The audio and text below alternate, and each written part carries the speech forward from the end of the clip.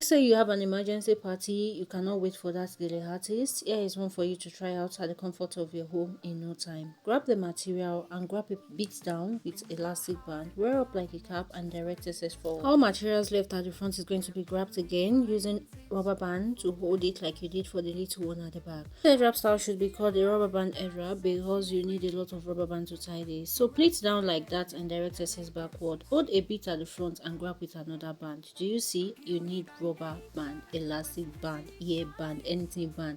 The excess at the back is going to be grabbed again with band again, then direct it again to the front. Now come to the front, release that one, and this one that you grab at the front, stretch it out to form like a rose like this. Use office pin if you can, or you leave it that way. Grab the excess you have at the back again with a band. You see my point right here.